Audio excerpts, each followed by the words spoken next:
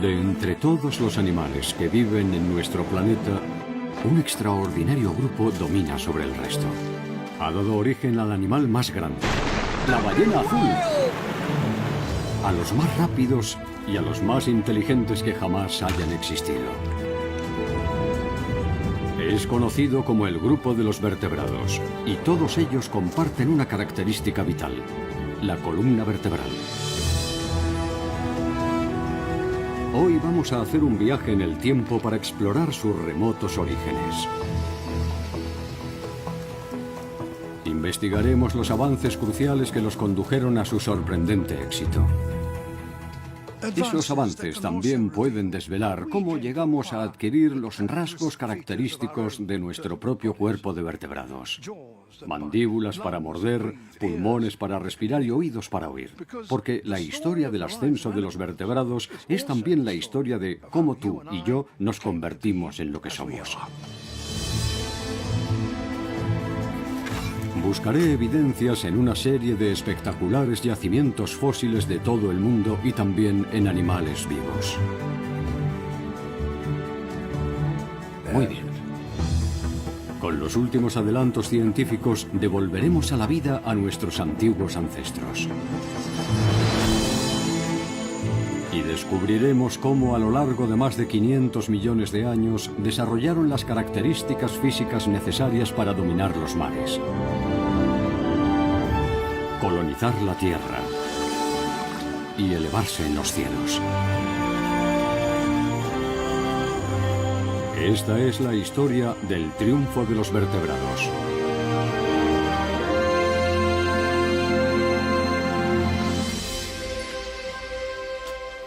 El ascenso de los animales, con David Attenborough.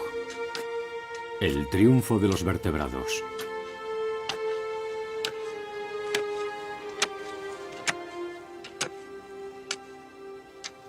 Hace mucho que conocemos a grandes rasgos la historia de la vida en la Tierra, pero había algunas lagunas desconcertantes, especialmente en la historia de los animales con columna vertebral.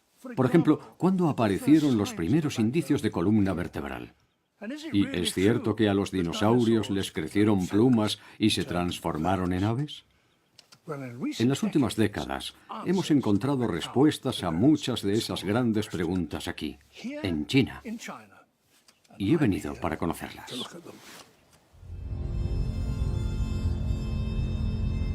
China es la nueva frontera de los descubrimientos fósiles. Las excavaciones aquí están desenterrando eslabones de la historia de los vertebrados que hasta ahora ignorábamos. Episodio 1. Desde el mar hasta el cielo. Hace mucho tiempo que quiero conocer estos extraordinarios fósiles por mí mismo.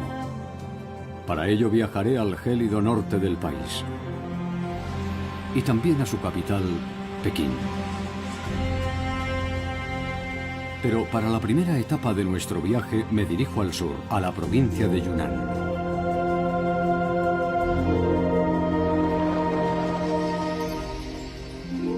Este es el lugar donde se ha hecho un descubrimiento extraordinario que nos ha proporcionado nuevas pruebas de los primeros vertebrados.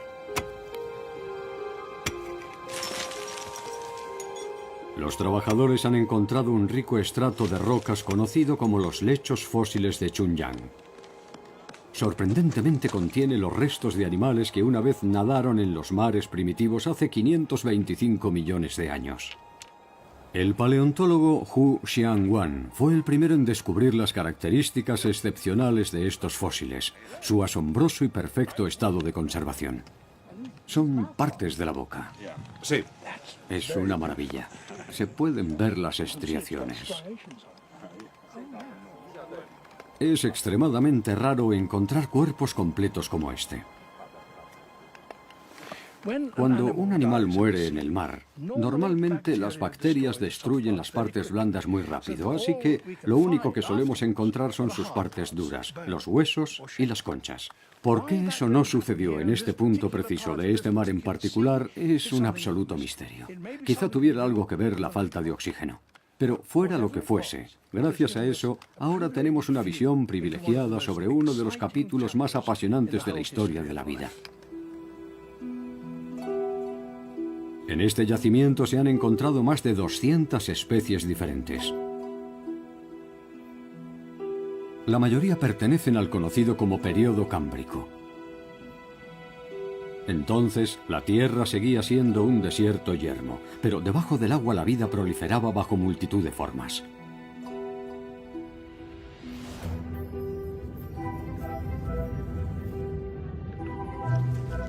Y el grupo animal más importante que conocemos hoy empezaba a aparecer por primera vez en el planeta.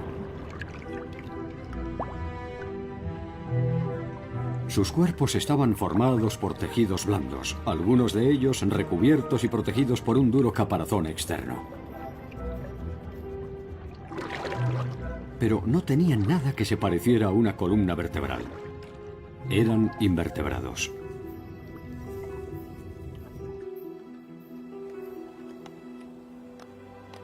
Pero el profesor Hu y su equipo encontraron aquí una intrigante excepción. Ah, sí. Este fósil se llama Milocunmingia. Pero para examinarlo en detalle, tenemos que observarlo en el microscopio.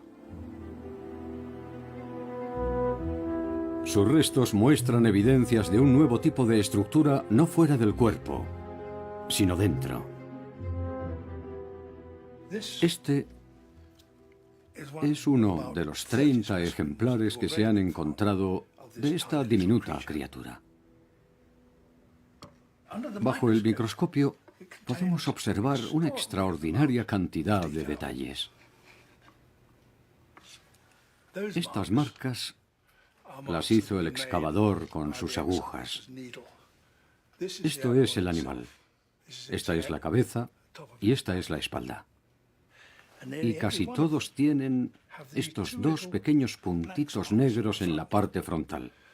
Son las cuencas oculares. Si miramos más abajo, vemos varias estriaciones aquí, como pequeñas varillas que creemos que eran las branquias. Pequeños órganos repletos de vasos sanguíneos que permitían al animal extraer el oxígeno del agua en el que flotaba y respirar. Y detrás de ellas, más abajo, en el extremo del animal, encontramos estas bandas. Son grupos musculares. Probablemente estaban unidos a una especie de cuerda situada en algún lugar aquí, en el centro. Eso es el llamado notocordio, y es el predecesor de la columna vertebral. La Milocunmingia es la primera criatura conocida a la que realmente podemos llamar vertebrado. Y parece claro que usaba su fuerte cuerda interior para moverse de una forma completamente nueva. Sus músculos, al contraerse, doblaban la cuerda de un lado a otro.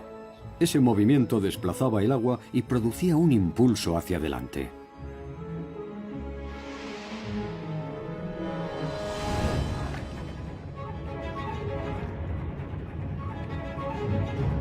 Era una nueva y revolucionaria forma de moverse, y permitía a la Milocunmingia desplazarse largas distancias y huir de los peligrosos depredadores invertebrados que acechaban en el mar.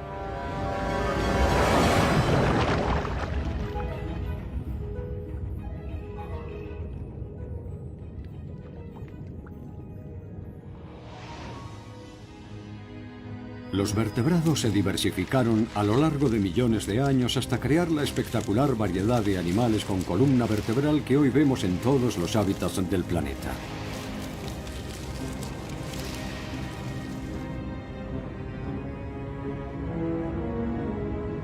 Los peces dominan los mares, los lagos y los ríos.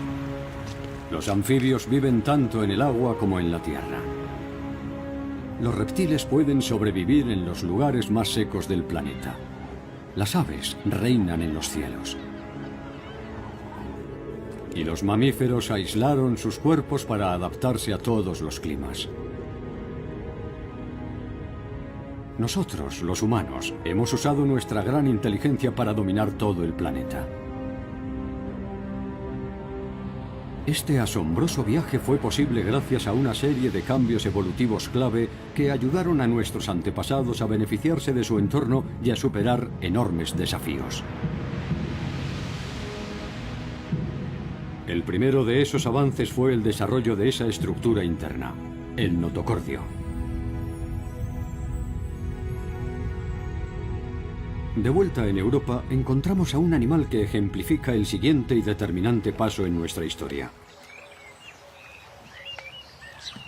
Vive discretamente y casi siempre ignorado en los ríos británicos. Y nos proporciona algunas pistas sobre los desafíos a los que se enfrentaron los primeros invertebrados. Ah, aquí está.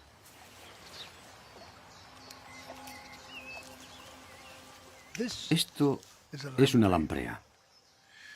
A primera vista os puede parecer algún tipo de pez, pero no lo es. Es algo mucho más primitivo. No tiene aletas y su cola no es más que una hoja aplastada. Pero lo más extraordinario de este animal es que, en realidad, no tiene una verdadera boca.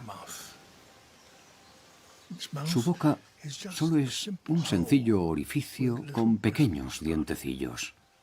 Y se alimenta aspirando agua a través de la boca y filtrando después las pequeñas partículas de comida.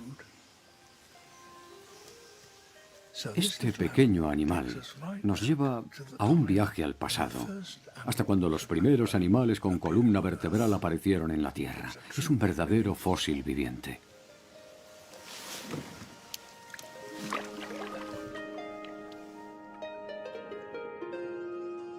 Todo sugiere que los primeros vertebrados tenían el mismo tipo de boca y también que prácticamente solo se alimentaban de un tipo de alimento muy básico.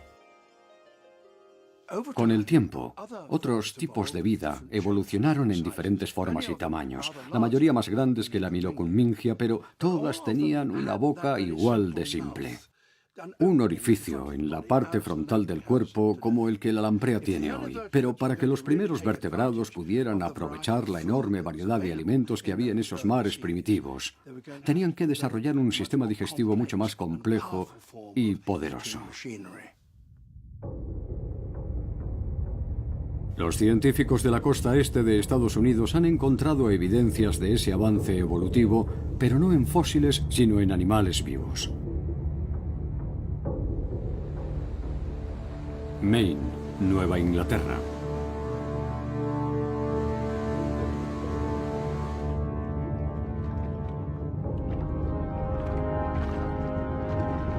Los biólogos marinos de la Universidad de Nueva Inglaterra están estudiando un grupo de peces con un origen muy antiguo.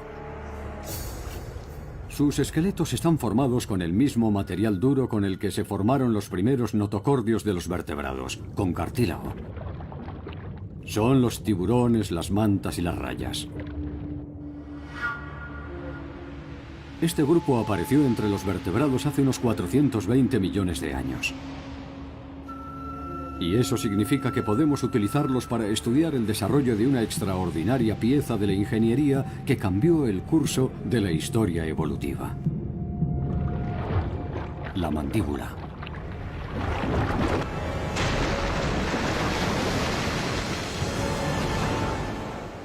Cuando nos remontamos en el árbol evolutivo, descubrimos que la mandíbula es una característica muy importante. Es uno de los rasgos claves para que las rayas y los tiburones se convirtieran en los superdepredadores de los hábitats en los que vivían. Una mandíbula capaz de cerrarse contra el cráneo les proporcionaba una nueva habilidad para agarrar la comida, despedazarla y triturarla en pequeños trozos digeribles. Pero ¿de dónde salió esa nueva y asombrosa herramienta? Los científicos han encontrado una respuesta estudiando el desarrollo de los embriones de vertebrados. Las rayas depositan sus huevos fertilizados en el fondo marino, en el interior de unas bolsas de un material similar al cuero llamadas bolsas de sirena. Los científicos abren esas bolsas y observan cómo se desarrollan los embriones mientras se alimentan de las nutritivas reservas del huevo. el embrión de raya tiene una estructura simple que comparte con todos los vertebrados y que fue la base de la primera mandíbula. Aquí vemos estos pliegues.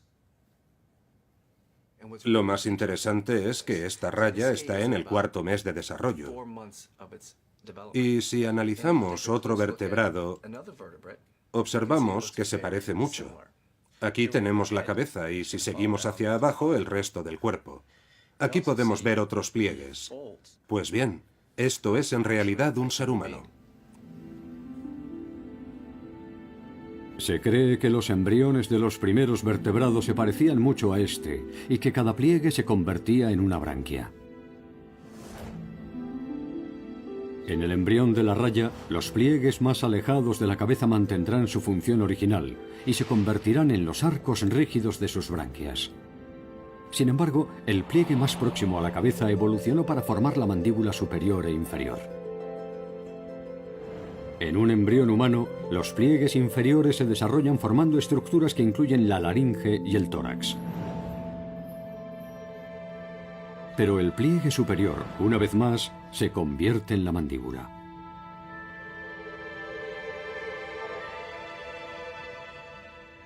El desarrollo de la mandíbula mejoró la habilidad para capturar comida y a aquellos que carecían de ella se extinguieron, salvo unas pocas excepciones, como la lamprea. Pero para capturar comida primero tienes que encontrarla, y eso condujo a un avance en la forma de nadar. En Pekín, la capital de China, me han concedido un permiso especial para ver un eslabón perdido descubierto recientemente. Este pequeño fósil contiene indicios que son solo fragmentos difíciles de identificar, pero es el ejemplo más antiguo encontrado de una criatura con 2 aletas. Se llama Parayunanolepis y tiene unos 410 millones de años. Su parte frontal, como la de muchos otros peces de la época, estaba recubierta de una coraza que lo protegía de los depredadores.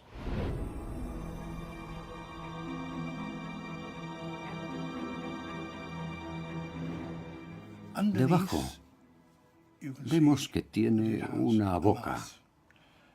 Y aunque le falta la mandíbula inferior por las marcas que vemos en la mandíbula superior, sabemos que estaba ahí.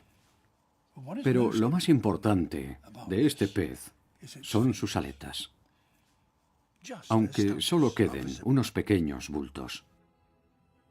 Tenía 2 aletas delante, 2 aletas pectorales. Su forma recuerda a las alas de un avión y producían el mismo efecto, una corriente que lo impulsaba hacia arriba dentro del agua. Conocíamos peces más antiguos con aletas frontales, pero este es más interesante porque es el primer ejemplar con 2 aletas en la parte trasera, las aletas pélvicas. Este segundo par de pequeñas aletas le aumentaba enormemente la estabilidad, lo que le permitía mantener el rumbo dentro del agua. Este sistema tuvo un gran éxito y convirtió a los tiburones en los consumados nadadores que son hoy en día. De forma que ya tenemos a vertebrados con mandíbulas y 4 aletas.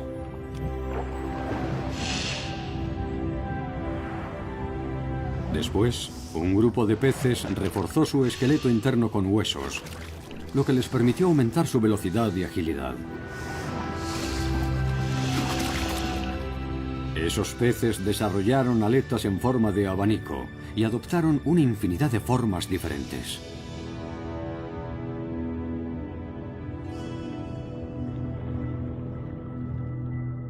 Desde estas sencillas formas primitivas, hace 500 millones de años, los tiburones y los peces óseos se diversificaron hasta dominar todos los entornos acuáticos de la Tierra.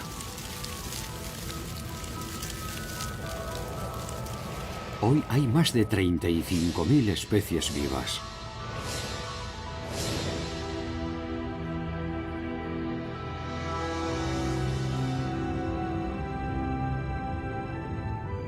Una fuerte estructura ósea en el interior del cuerpo había evolucionado dentro del agua, pero ¿Tendría el mismo éxito en un medio completamente diferente?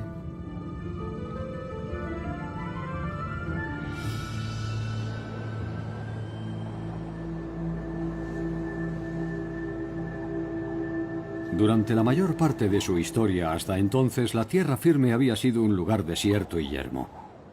Pero hace unos 450 millones de años la tierra empezó a ser colonizada. Primero por plantas, después por gusanos y finalmente por los antepasados de los insectos. El escenario estaba preparado para uno de los saltos evolutivos más extraordinarios de la historia. Los vertebrados salen a tierra firme. Pero para conseguir esa extraordinaria proeza tuvieron que hacer una modificación fundamental. Para moverse sobre la tierra sin la ayuda del agua, los peces tenían que encontrar la manera de mover sus cuerpos fuera del agua.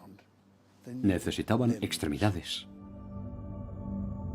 Los científicos han encontrado pruebas extraordinarias de esa nueva etapa en la isla de Ellesmere, situada al oeste de Groenlandia.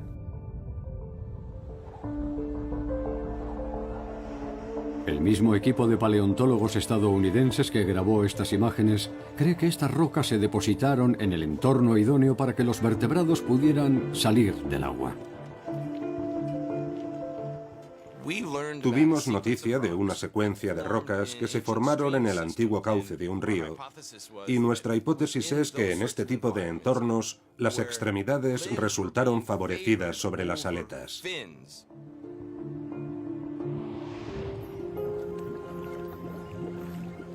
La llegada de plantas a la Tierra estimuló la aparición de vida en el interior y las cercanías de los pantanos de agua dulce, creando nuevas oportunidades para los peces que vivían allí. Uno de los nichos que se formaron entonces era perfecto para un depredador de agua dulce poco profunda. Un pez que se alimentara de otros peces de agua dulce, por ejemplo, en pantanos poco profundos, que eran los ecosistemas productivos que empezaban a aparecer en la Tierra en esa época. Ted Dessler y sus colegas pensaban que unas aletas con forma de extremidades podrían haber ayudado a los peces a cazar en este entorno. Hasta que, en unas rocas de 375 millones de años de antigüedad, hicieron un hallazgo sorprendente. El hallazgo de este fósil nos entusiasmó. Nunca imaginamos que encontraríamos uno tan bien conservado como este. Estos son 2/3 de la parte delantera del cuerpo, y como puede verse, casi todo el cráneo y una gran parte del cuerpo, incluidas las aletas.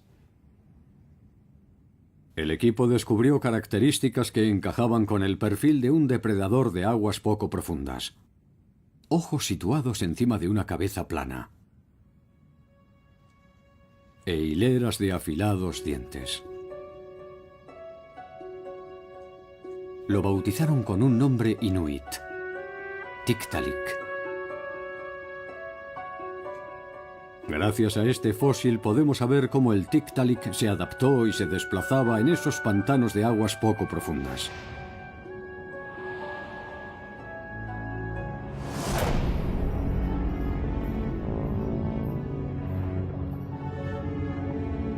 Su cuello flexible le permitía orientar las mandíbulas hacia las presas en espacios angostos.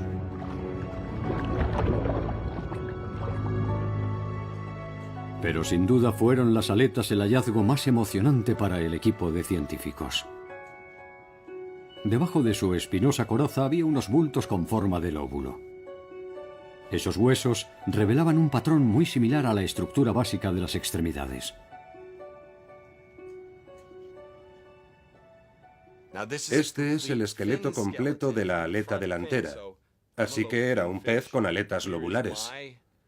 Esta es mi aleta frontal, que ahora llamamos extremidad, pero que en el Tiktaalik es una aleta frontal. Aquí está la articulación del hombro, y es muy importante que este animal tenga esa articulación orientada ligeramente de lado y hacia abajo, Es muy distinta a las aletas de los animales que solo las usan para nadar. Esta aleta parecía estar en la parte inferior del cuerpo. Y esto es el húmero. Todos tenemos un húmero. Es el primer hueso del apéndice frontal.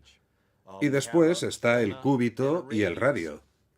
Tú y yo y todos los animales con extremidades tenemos cúbito y radio. Y aquí están los huesos de la muñeca. Podríamos decir que son como los huesos de nuestra muñeca. Podían doblarse de forma que esta aleta podía entrar en contacto y apoyarse en una superficie.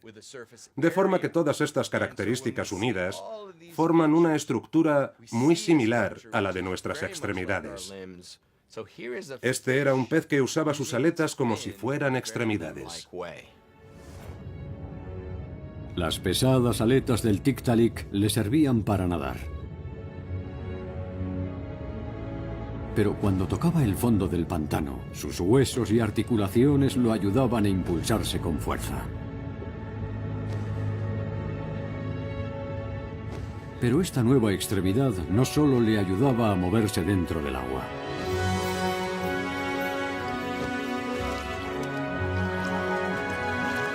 Se convirtió en la fuerza impulsora de uno de los hechos más espectaculares en la historia de la evolución: la llegada de los primeros animales vertebrados a tierra firme.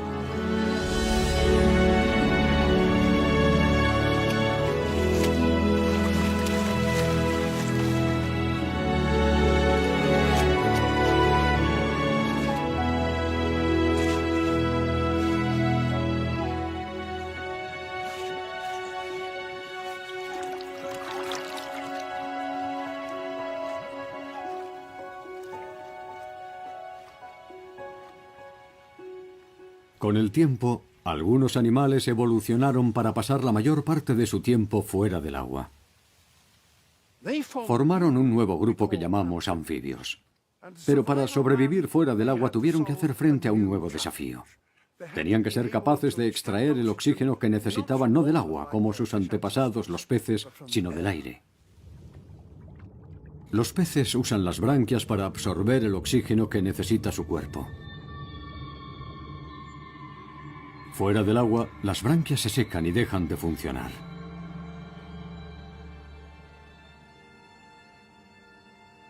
China es el hogar de un extraño y fascinante animal que puede mostrarnos cómo los antiguos anfibios superaron ese problema.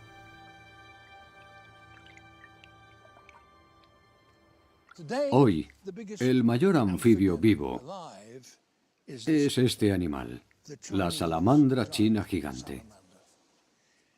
En parte, respira a través de su piel, que tiene esos largos colgajos que absorben el oxígeno del agua. Pero también respira aire. Va a salir, y cuando lo hace, toma una bocanada de aire, expulsa algunas burbujas y vuelve a sumergirse de nuevo. Su mandíbula actúa como una bomba que inyecta aire en su cuerpo. Después, el oxígeno llega al torrente sanguíneo desde dos sacos inflables con paredes permeables, los pulmones. Como están protegidos dentro del cuerpo, no se secan. Sus pulmones son simples bolsas situadas en la parte posterior de la garganta. Pero, no obstante, fueron los primeros pulmones que tuvo un animal. Son los precursores del sistema respiratorio que todos los vertebrados vivos tenemos ahora.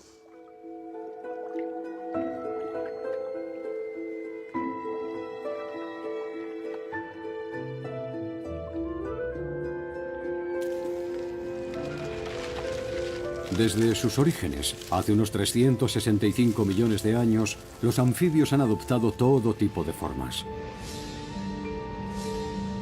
Actualmente viven más de 7.000 especies repartidas en una gran diversidad de hábitats, tanto en la tierra como en el agua.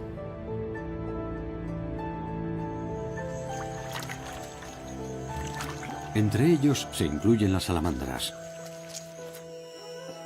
las ranas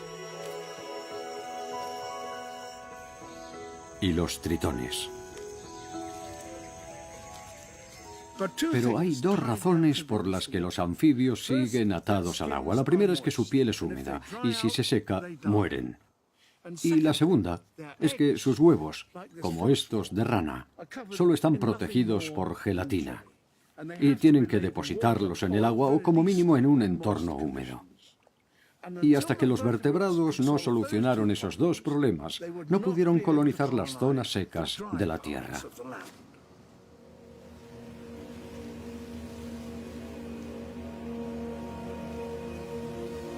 Entonces, apareció un grupo de pioneros con una nueva y asombrosa característica en sus cuerpos. Y podemos encontrar evidencias de ese nuevo avance en animales que hoy sobreviven lejos del agua.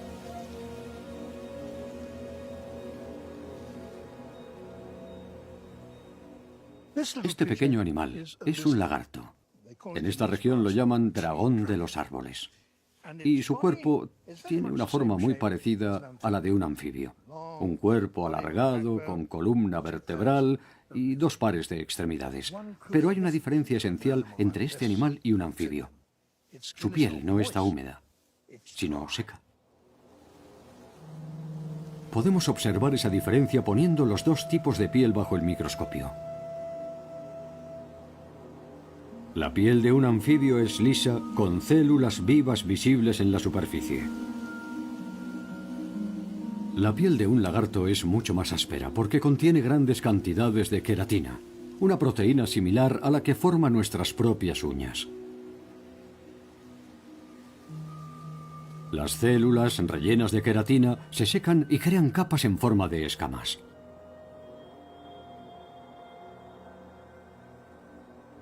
Eso hace una barrera que mantiene el agua dentro del cuerpo. Los humanos hemos heredado esa barrera de queratina en nuestra piel que nos permite que hasta el 70% de nuestro cuerpo sea agua.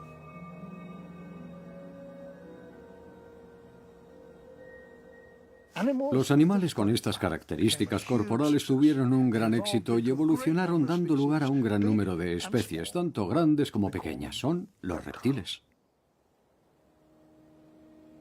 Pero los reptiles aún tenían que superar un segundo reto: cómo poner sus huevos fuera del agua.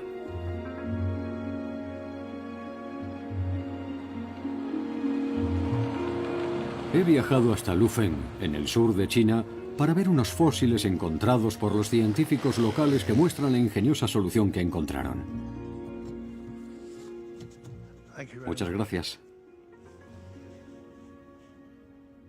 Estos huevos fueron puestos por un reptil.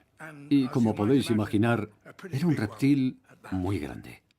Los primeros huevos de reptiles, casi con seguridad, tuvieron un recubrimiento similar a la piel como los que siguen poniendo las tortugas hoy en día. Pero estos huevos son diferentes. Tienen un recubrimiento duro, un cascarón. Este recubrimiento era hermético al agua, y eso significaba que los animales que los ponían ya no tenían que volver al agua para poner sus huevos, igual que tenían que hacer todos los anfibios. En vez de eso, podían poner sus huevos en un lugar árido, hacer un nido y cuidar de sus crías, de forma que toda la tierra estaba a su entera disposición. Los anfibios fueron la punta de lanza de la colonización terrestre desde el agua. Y ahora los reptiles, sus descendientes, estaban a punto de establecerse en las partes más secas.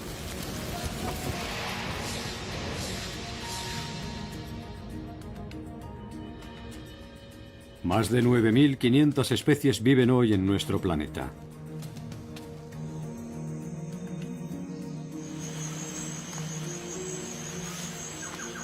Pero las extremidades que habían ayudado a los vertebrados a salir del agua comenzaron a convertirse en un problema para desplazarse eficientemente sobre la Tierra. Situadas a ambos lados del cuerpo, exigían un gran esfuerzo para mantener este separado del suelo. Después, hace unos 230 millones de años, un grupo de reptiles desarrolló una solución increíble. Estos huevos los puso un animal que forma parte del grupo más exitoso de todos los reptiles. Un grupo que dominó la Tierra durante más de 100 millones de años. Los dinosaurios.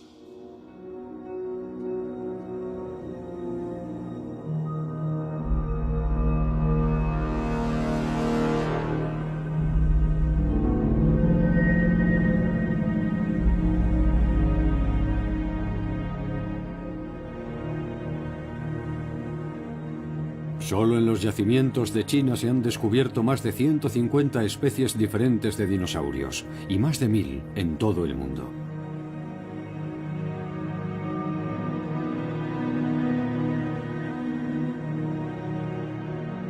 Y también ellos dependían de un avance crucial. Una modificación radical del hueso que une la pata con el cuerpo. La cadera.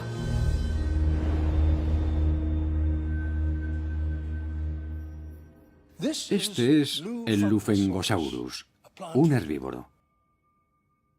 Los primeros reptiles tenían patas que sobresalían a ambos lados del cuerpo, lo que hacía que éste estuviera demasiado pegado al suelo. Pero un cambio en la forma de las caderas de los dinosaurios hizo que las patas traseras se desplazaran debajo del cuerpo, elevándolo de forma que tenían una mayor libertad de movimientos.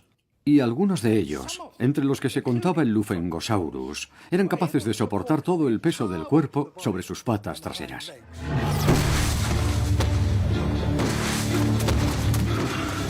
Esa nueva cadera, junto con unas articulaciones más fuertes en las extremidades, permitió a los dinosaurios recorrer distancias más largas y soportar un cuerpo más pesado. Se convirtieron así en los animales más grandes que hayan vivido jamás sobre la Tierra. Pero esta nueva forma de marchar fue también el primer paso de un avance evolutivo aún más radical.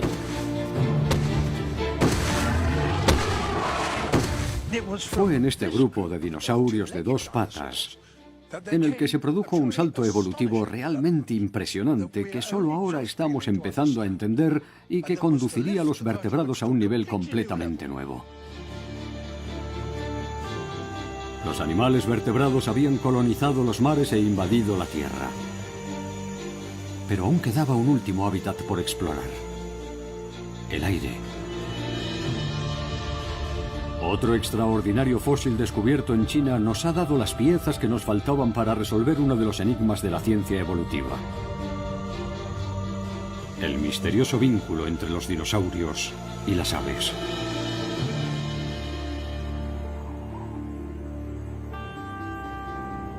Me dirijo a la provincia de Liaoning para hacer realidad mi sueño de conocer personalmente el yacimiento de esos descubrimientos.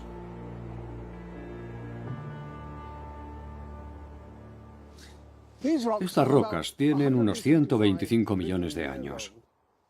En aquel entonces, esta parte de China era tropical y la tierra estaba cubierta de muchos lagos de agua dulce. Y en esos lagos se depositaron los sedimentos que formaron estos estratos. Pero de vez en cuando, el sedimento cambia de color. Y eso se debe a las cenizas arrojadas por un volcán cercano.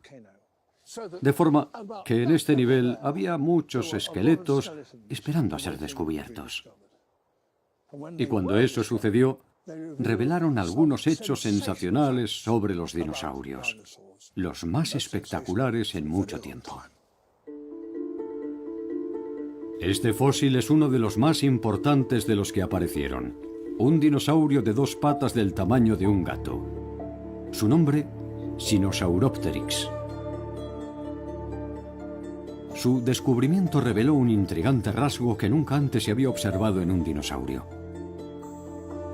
Su cola y parte del lomo están recubiertas por algo que parece pelo.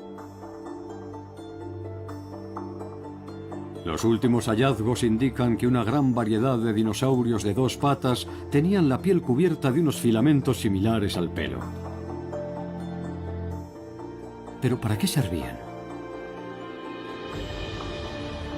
En Pekín se encuentran los ejemplares clave que ayudaron a responder a esas preguntas. Esta es una de las instituciones más importantes del mundo en el estudio de la evolución de los dinosaurios. El profesor Su Xing y sus colegas han analizado un ejemplar más grande de Sinosauropteryx.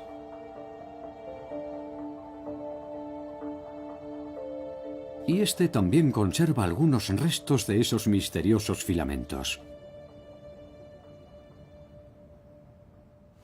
Si observas el extremo de la cola, esas partes más oscuras que hay al final de la cola, verás que son filamentos individuales, igual que nuestro cabello. Son muy simples. Su Xing ha investigado su posible función. Juntos, estos filamentos creaban una cubierta similar al pelo, de forma que la respuesta más lógica en cuanto a su posible función es que servía para conservar el calor. Pero un examen más detallado sugiere la posibilidad de que tuviese una función muy diferente. Los expertos del instituto han extraído pequeñas muestras y las han examinado bajo un potente microscopio. Y contienen unas misteriosas estructuras. Algunas con forma de rombo y otras de forma esférica. Los investigadores las han identificado como melanosomas, cápsulas microscópicas que contienen pigmentos. Ellas serían las responsables de darle color a los filamentos de la cola del Sinosauropteryx. Según nuestros análisis, hemos encontrado una alternancia de bandas. Blanca, marrón, blanca, marrón. ¿De veras? Sí, definitivamente es un patrón muy bonito. Por supuesto, no podemos saber si lo usaban para exhibirse o comunicarse. ¿Sabemos cómo movía la cola? Sí, podía mover la cola en diferentes direcciones. En la mayoría de los casos creemos que la llevaba erguida o en horizontal. Igual que un lémur de cola anillada que alza su cola para exhibirla. Es posible que los dinosaurios usaran estas bandas de colores para distinguirse de otros miembros de la especie o para camuflarse. Pero otro hallazgo sugiere que pudo haber tenido una función mucho más importante. Se me ha concedido el privilegio de poder acceder a las cámaras subterráneas del Museo de Historia Natural de Pekín y ver uno de los animales más importantes de los descubiertos en los yacimientos fósiles de Liaoning.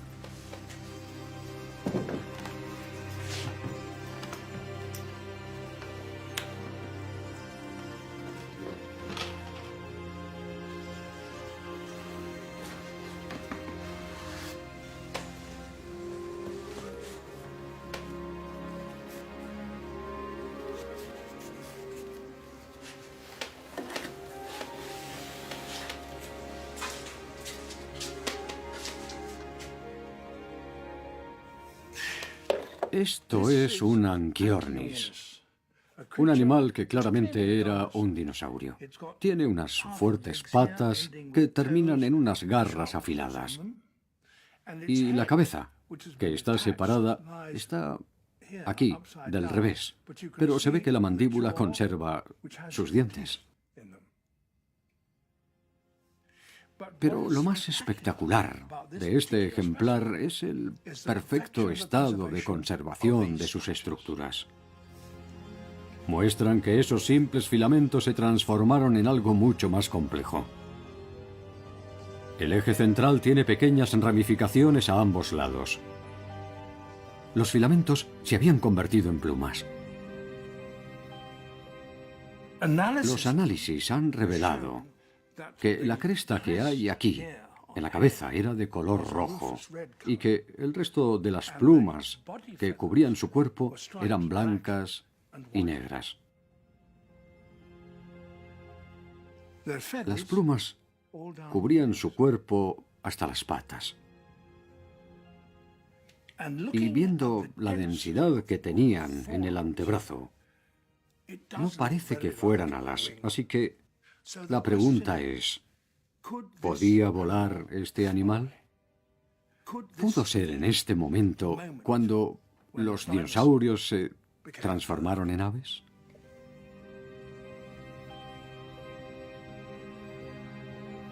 Una pista para responder a esa pregunta podemos encontrarla en el entorno en el que vivía. Entonces esta zona del norte de China estaba cubierta por frondosos bosques. Los animales capaces de subir a los árboles podían alcanzar alimentos que no existían en el suelo. y también podían ponerse a salvo de los depredadores terrestres. Susin y sus colegas ven indicios de que el Anchiornis se adaptó a la vida en los árboles dándole a sus plumas un nuevo uso.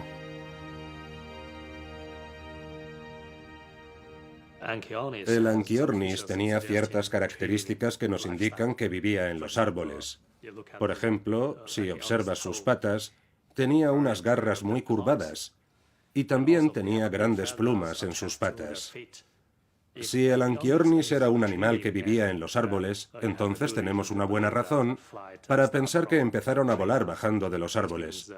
Eso implicaría que el antepasado de las aves se aprovechó de la gravedad y después empezó su viaje hasta el cielo. Dado que los Anchiornis vivían en las alturas, pudieron usar sus plumas para planear.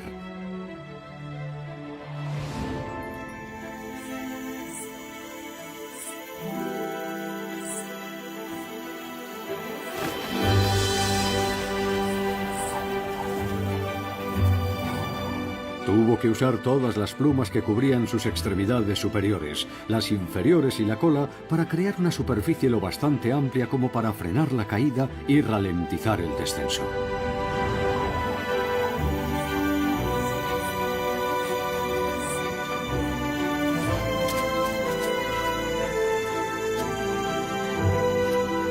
No podría alzar el vuelo. Pero este animal de hace 160 millones de años es el primero que conocemos que usaba sus plumas para volar.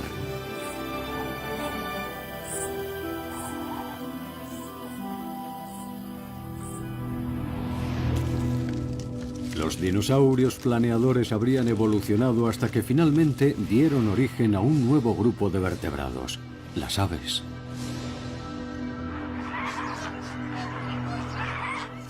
Hoy más de 9.000 especies surcan nuestros cielos. Un impresionante proceso evolutivo que permitió a los vertebrados dominar todos los rincones del planeta. Fue un viaje que comenzó en los mares del período cámbrico hace más de 500 millones de años. Y que marcó el inicio del desarrollo de un conjunto de partes del cuerpo que nosotros mismos terminaríamos heredando. La mandíbula y el esqueleto óseo de los primeros peces. Las extremidades y los pulmones de los anfibios. La piel hermética de los reptiles. En el momento en el que las aves aparecieron en el planeta, los primeros pioneros de otro gran grupo de vertebrados también habían evolucionado. Al principio eran diminutos, pero con el tiempo estaban destinados a dominar la Tierra. Eran los mamíferos. Me atrevería a decir que eran poco más que un aperitivo para los dinosaurios, pero todo eso estaba a punto de cambiar.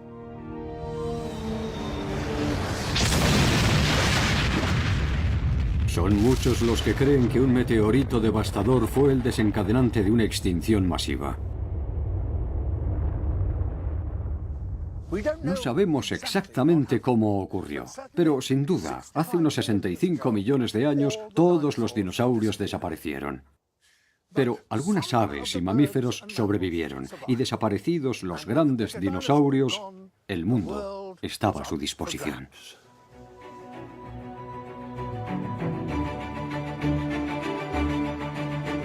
En el próximo episodio investigaremos el extraordinario ascenso de los mamíferos.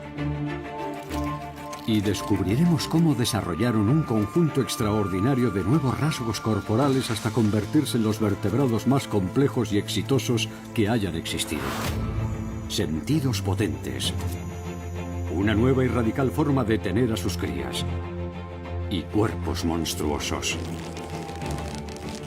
También veremos cómo, finalmente, los humanos nos incorporamos al árbol de la vida con cerebros enormemente avanzados que nos permitirían competir con todas las demás especies del planeta.